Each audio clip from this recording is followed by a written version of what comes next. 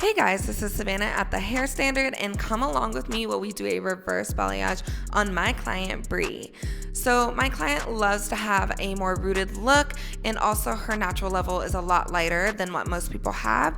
I decided to go in with an 8N and a 4N Dior chest to create a nice 5N because at that level I have natural fillers, I don't have to worry about the muddy look, and I know if it goes over her highlights it's going to be beautiful, rich, and have those warm tones at that level that she needs.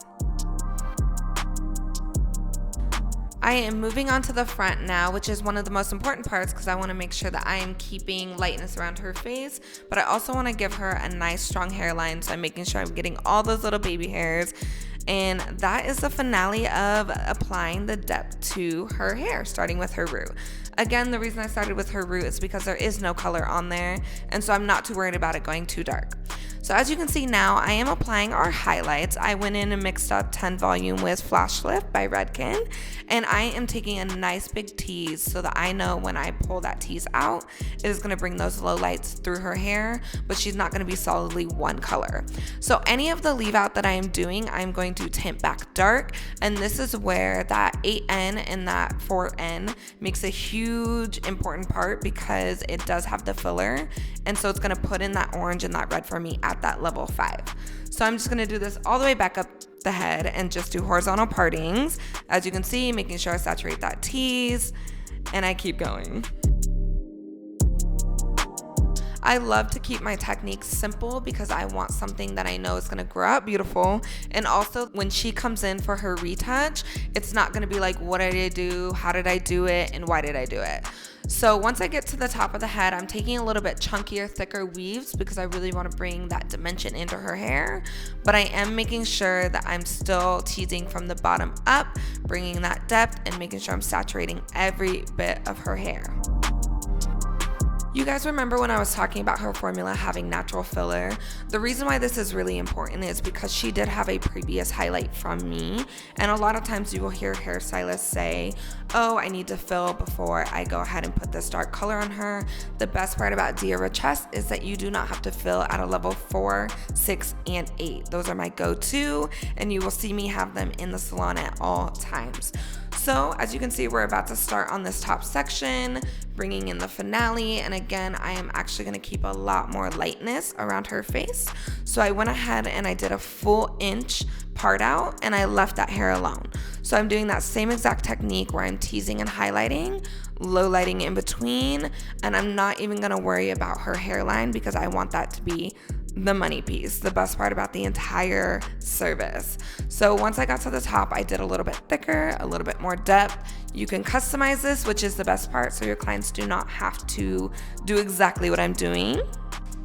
Okay, so saturation is such key on these guys because you do not want to brush out that tease and have a spotty application. So please use all the product in the world and make sure every little hair is covered. So now we're really moving on to my favorite part in just a second, and this is that money piece.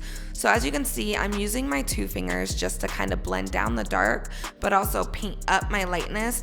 I am not too worried about the color mixing with the bleach because I know when I tone, I'm gonna be toning with warmth, so I'm not too stressed about that overlap.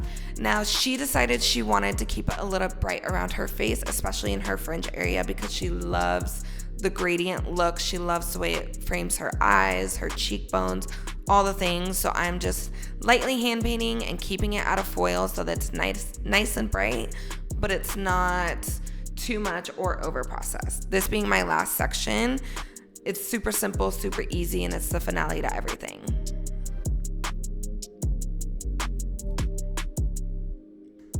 So as I'm finishing up this last section, I'm always thinking about my toners, which brings me to why I chose 7NW and 9G.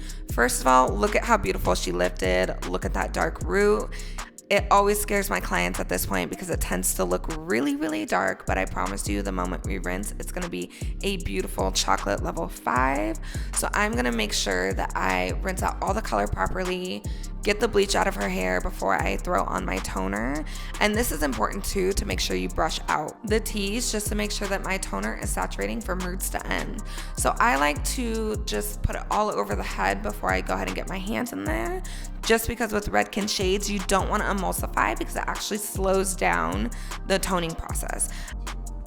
I love to leave my toners on for the full 15 minutes simply because that allows my client to go the full 4 to 6 weeks and make sure that her color is still looking rich and bright and has the tone that we chose, which this tone is going to be a very sandy, beautiful tone. Moving on to my favorite part, which is my signature cut, the diamond layers, which creates a nice, beautiful shag, but also keeps length. And you can already see she loves it because she did. And now we are trimming up her fringe. We did a haircut a couple weeks ago, so we didn't have to get too crazy with it. I'm adding in a little bit of beach waves and texture because just look at this color. It is stunning. It is rooty, and she's obsessed. I'm obsessed. We're all obsessed. This is our before, and as you can see, it's a level 7, and this brings me to her after, and it is a level 5 with all the dimension in the world. She looks beautiful. It goes great on her skin tone, and honestly, this is probably the best hair I've done on her.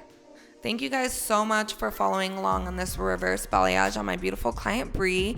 If you want to see more, please follow us at The Hair Standard, or you can follow me personally at The Savvy Touch as well.